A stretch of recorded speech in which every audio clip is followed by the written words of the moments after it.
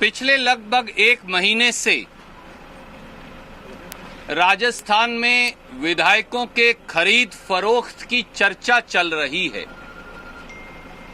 Special operations group में भी एक मुकदमा दर्ज है जहां पर जांच भी चल रही है। कई प्रकार की अटकलें लगाई गई। 20, 25, 30, 35 करोड़ रुपए में विधायकों की निष्ठा और विश्वास खरीदकर राजस्थान की 8 करोड़ जनता के जनमत से चुनी हुई कांग्रेस सरकार को अस्थिर करवाने और गिराने के षड्यंत्र की बात जग जाहिर हुई, सामने आई। भारतीय जनता पार्टी की भूमिका विधायकों की खरीद फरोख्त में कई बार प्रश्न चिन्ह के दायरे में आई। दोनों तरफ से, कांग्रेस की तरफ से भी भाजपा की तरफ से भी काफी वाद विवाद सामने आया और कई बार ऐसा लगता था कि ये सारी बातें कहीं इल्जामात के घेरे में ही सीमित होकर ना रह जाएं। परंतु कल शाम और आज तक अब जो टेप सामने आ गए हैं उनसे एक बात साफ है कि प्रथम दृष्टि से भारतीय जनता पार्टी के द्वारा कांग्रेस की चुनी हुई सरकार को गिराने और विधायकों की निष्ठा को खरीदने का षड्यंत्र किया गया है। भारतीय जनता पार्टी द्वारा जनमत का अपहरण और प्रजातंत्र के चीरहरण की कोशिश की जा रही है।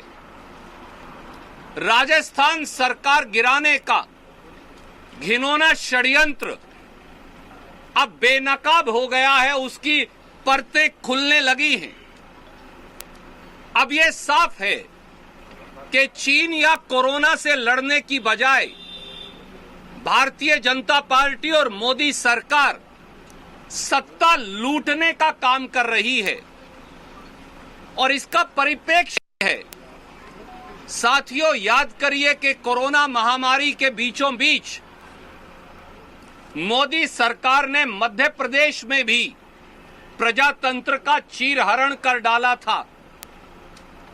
पूरा देश कोरोना से जूझ रहा था, पर इसी ITC, grand hotel, Manesar, Gurgaon से लेकर कर्नाटका तक कांग्रेस के विधायकों को हर कर ले जाकर कांग्रेस की सरकार मध्य प्रदेश में गिराने का षड्यंत्र किया जा रहा था। और जब 24 मार्च 2020 को जबरन कांग्रेस की सरकार मध्य प्रदेश में गिराई गई तो ही 24 मार्च की रात से लॉकडाउन लागू किया गया। मणिपुर, उत्तराखंड, अरुणाचल, गोवा, कर्नाटका, महाराष्ट्र, मध्य प्रदेश और अब उसके बाद राजस्थान में भाजपा द्वारा सत्ता की हवस का खेल खेला जा रहा है। कोरोना केस 10 लाख पार कर चुके हैं।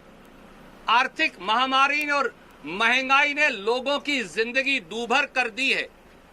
चीन ने हमारी सरजमीं पर कब्जा कर रखा है, परंतु मोदी सरकार और भाजपा बजाय कोरोना, आर्थिक मंदी और चीन से लड़ने की बजाय सत्ता लूटने के षड्यंत्र में लगी है।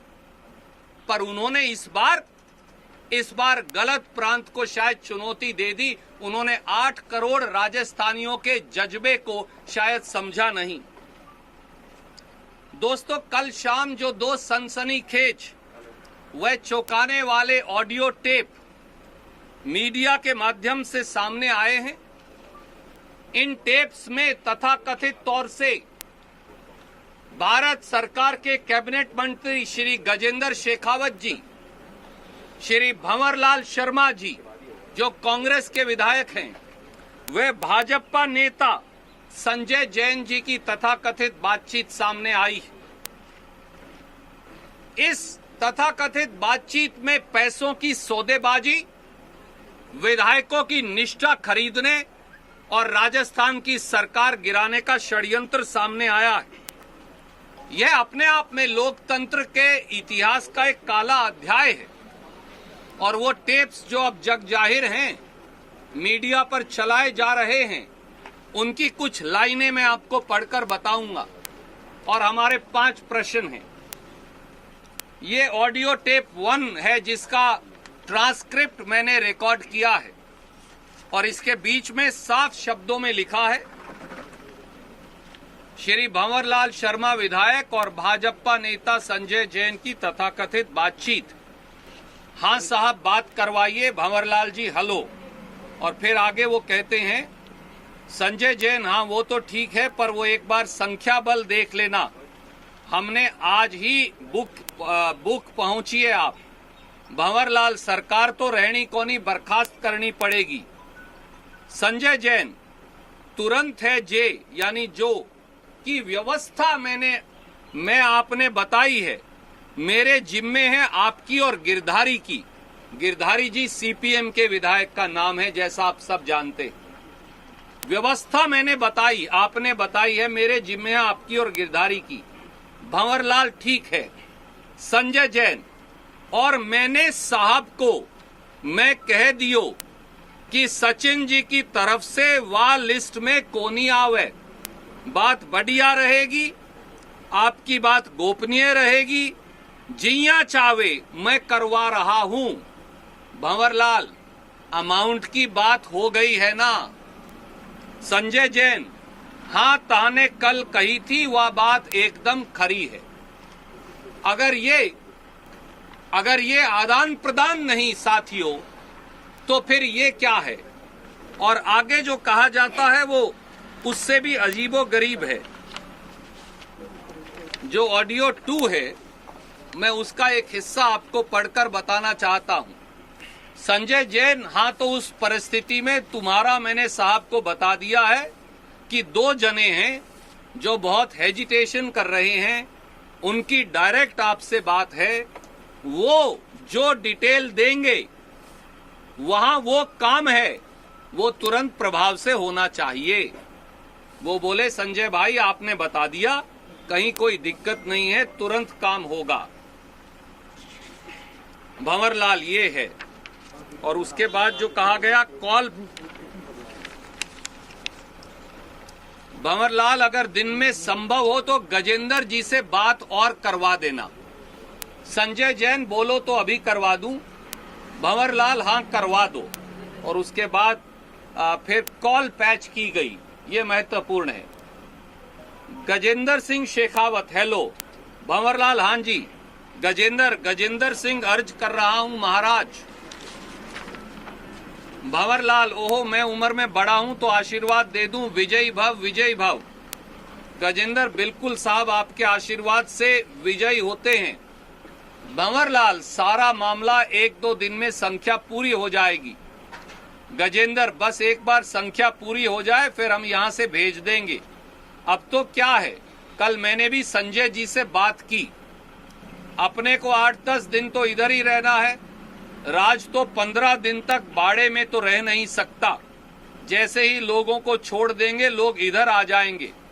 भंवरलाल ये बात मैं भी समझता हूं कि होटल से राज चाले कोनी। गजेंद्र हाँ भंवरलाल और संख्या बल है नहीं। गजेंद्र हाँ संख्या बल है कोनी। भंवरलाल बाकी वो आपकी बात संजय से हो गई होगी आपको। आई रिपीट, बाकी वो आपकी बात संजय से हो गई होगी आपको। गजेंद्र हूं। भंवरलाल मेरा लिस्ट में नाम कोनी, गजेंद्र हूं। भंवरलाल मैंने उसको कह दिया है। गजेंद्र हाँ वो मैं कर लूंगा। दोस्तों ये तथाकथित बातचीत प्रथम दृष्टि से ये दर्शाती है कि वो लोग जो गुड़गांवा के होटल में भारतीय जनता पार्टी की मेहमान नवाजी और सुरक्षा चक्र में बैठे हैं, भारतीय जनता पार्टी के एक केंद्रीय मंत्री से तथाकथित तरीके से बातचीत कर पैसे का आदान प्रदान हो रहा है और सरकार गिराने की साजिश भी। इसलिए हमारी मांग है कि नंबर 1, प्रथम दृष्टि से राजस्थान की कांग्रेस सरकार गिराने की साजिश में शामिल केंद्र सरकार के केंद्रीय कैबिनेट मंत्री श्री गजेंद्र शेखावत के खिलाफ स्पेशल ऑपरेशन ग्रुप्स एसओजी द्वारा एफआईआर दर्ज की जाए, पूरी जांच हो और अगर पद का दुरुपयोग कर जांच प्रभावित करने का अंदेशा हो, जैसा प्रथम दृष्टि से प्रतीत होता है, तो वारंट लेकर श्री गजेंद्र शेखावत की फौरन गिरफ्तारी की जाए। नंबर 2, श्री भंवरलाल शर्मा विधायक व श्री संजय जैन भाजपा नेता के खिलाफ भी एफआईआर दर्ज कर बिंदु 1 की तर्ज पर कार्यवाही हो। नंबर 3, पैसे का आदान प्रदान किस प्रकार से हो रहा है व यह सारा काला धन किसने मुहैया करवाया, कहां से आया, हवाला से ट्रांसफर कैसे हुआ और किस किस को दिया गया, इसकी संपूर्ण जांच हो। नंबर 4, जांच में यह भी खुलासा हो कि केंद्र सरकार के कौन से प्रभावशाली पदों पर बैठे व्यक्ति, अधिकारी या एजेंसियां राजस्थान की कांग्रेस सरकार को गिराने की साजिश कर रहे हैं। नंबर 5, यह भी जांच हो कि इस ऑडियो में नामित व्यक्तियों के अलावा क्या किसी और व्यक्ति या विधायक द्वारा सरकार गिराने या निष्ठा बदलने के एवज में पैसों का लेन देन हुआ है। श्री सचिन पायलट भी आगे आकर विधायकों की सूची भाजपा को देने बारे इस तथाकथित इल्जाम के बारे अपनी स्थिति सार्वजनिक तौर से स्पष्ट करें। इसी टेप में मेरे एक मित्र चेतन डूडी जी की, विधायक जी की का भी नाम भंवरलाल शर्मा जी द्वारा लिया गया है। चेतन डूडी जी आपके समक्ष बैठे हैं। ये आपको बताएंगे कि किस प्रकार से इन्हें प्रलोभन देने की कोशिश की गई, पर इन्होंने साफ साफ नकार दिया गया। इन सारे हालात के अंदर भारतीय राष्ट्रीय कांग्रेस ने यह निर्णय भी लिया है कि श्री भंवरलाल शर्मा कांग्रेस विधायक को इन टेप्स की सच्चाई की वेरिफिकेशन होने तक पार्टी की प्राथमिक सदस्यता से निलंबित कर दिया गया है। श्री विश्विंदर सिंह, जिनके बारे में कुछ और सूचना शायद आएगी, उन्हें भी कांग्रेस पार्टी की प्राथमिक सदस्यता से निलंबित कर दिया गया है और दोनों को शो कॉज नोटिस दिया गया है कि कांग्रेस सरकार गिराने के इस षड्यंत्र के अंदर शामिल होने के बारे वो अपना स्पष्टीकरण दें। और अब एक बार मैं चेतन जी से कहूंगा कि वो आप अपनी बात संक्षिप्त में रखेंगे। सर, विश्वनाथ सिंह जी की भी आवाज है इसमें, ऑडियो में? इसमें नहीं है, पर शायद कुछ कहीं और हो। अभी एक बार इनकी बात सुनिए, फिर सवाल लेंगे। देखिए, आपको मोटा मोट श्रीमान सुरजेवाला जी ने सारी बात आपके समक्ष रख दी। मेरा सिर्फ आप लोगों को ये जानकारी देना है कि तथाकथित जो ये ऑडियो आया भंवरलाल जी शर्मा का और इसमें मेरा नाम आया है, तो मैं आपके सामने सिर्फ ये बात रख रहा हूँ कि मुझे प्रलोभन देने की कोशिश की गई थी, जिसका जुड़ाव कहीं ना कहीं इस ऑडियो टेप से है, लेकिन मैंने वो प्रलोभन देने से इनकार कर दिया। मेरे परिवार की पृष्ठभूमि, मेरा खुद स्वयं का कांग्रेस पार्टी के प्रति निष्ठा, ये मेरे लिए सर्वोपरि है। और आगे जो कुछ भी है या जो भी जहां एजेंसियां चूंकि जांच कर रही है, मैं उनके समक्ष जाके अपनी बात रखना चाहूंगा। मैं सिर्फ ये आपके सामने स्पष्ट करना चाहता था कि ये जो ऑडियो टेप आया है, इसमें जो प्रलोभन की बात की गई थी, उसमें जो नाम मेरा आया है, उसमें मुझे प्रलोभन देने की किसी न किसी स्तर पे कोशिश की गई थी। धन्यवाद। अध्यक्ष, अभी सवाल लेंगे। अध्यक्ष, एक बार अध्यक्ष जी कुछ कहें और फिर आपके सवाल लेंगे। महेश जोशी जी भी यहाँ हैं। मैं सबसे पहले,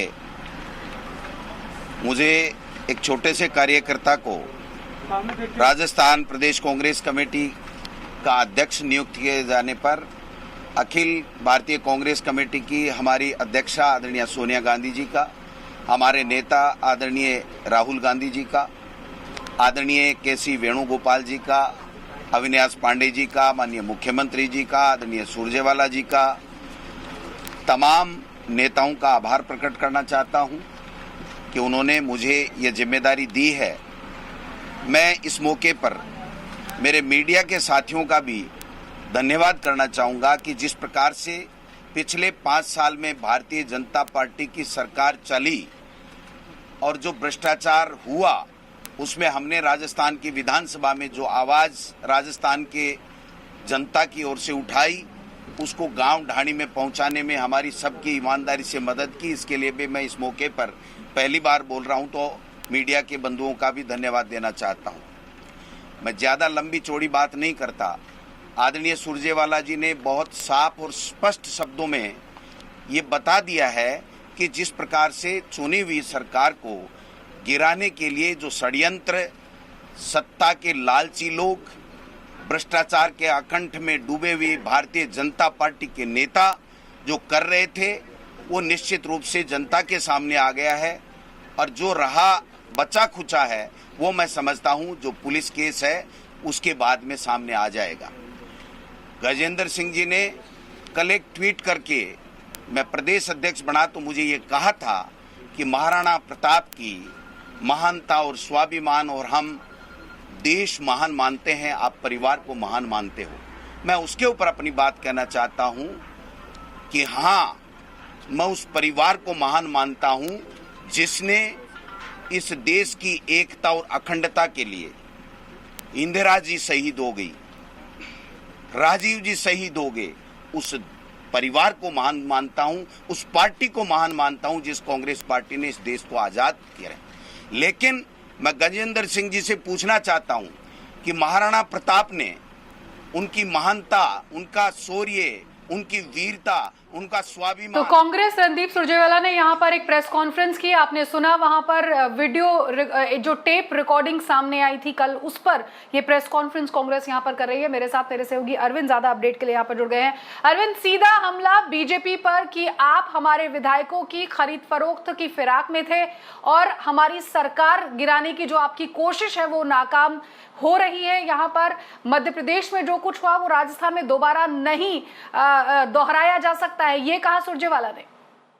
बिल्कुल, निश्चित रूप से ये कांग्रेस हाईकमांड की ऑफिशियल प्रेस कॉन्फ्रेंस है और यहाँ पर 2-3 महत्वपूर्ण बातें कही गई है और डिसीजन भी बताया गया है। कल रात को 2 या 3 ऑडियो राजस्थान के अंदर वायरल हुए। उसके अंदर एक ऑडियो के अंदर आवाज विश्वेंद्र सिंह की थी जो किसी प्रदीप नाम के व्यक्ति से बात कर रहे थे, और दूसरे ऑडियो के अंदर भंवरलाल शर्मा जो पायलट कैंप के एमएलए हैं उनकी बात संजय जैन से हो रही थी, जिसने बाद में किसी व्यक्ति को उस कॉल पे कॉन कॉल पर लिया जो माना जा रहा है कि केंद्रीय मंत्री गजेंद्र सिंह हैं।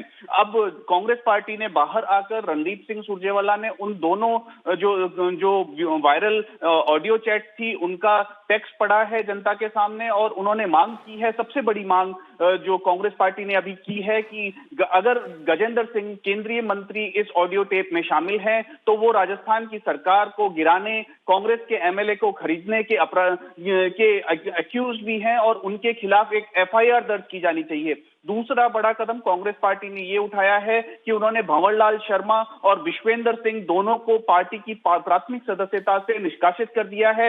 रणदीप सुरजेवाला ने ये भी कहा कि जब तक भंवरलाल शर्मा के ऑडियो की ऑथेंटिसिटी कंफर्म नहीं हो जाती तब तक उन्हें निलंबित किया गया है। ऐसे में कांग्रेस पार्टी फूक फूक पर कदम रख रही है, पर उनके जो कदम हैं वो सबूतों के आधार पर आ रहे हैं और वो जनता को बता रहे हैं। ऐसे में लगता है कि कांग्रेस पार्टी ने अब निश्चय कर लिया है कि सचिन पायलट कैंप की तरफ से जिस तरीके से पिछले 7 दिन 8 दिन के अंदर राजस्थान की पॉलिटिकल सिचुएशन में जो ड्रामा चल रहा है उस पर वे समझौता करने के लिए तैयार नहीं है और सचिन पायलट के ऑप्शन अब कम होते जा रहे हैं और सभी की नजर डबल बेंच की राजस्थान हाईकोर्ट की सुनवाई पर होगी जो 1 बजे होने वाली है।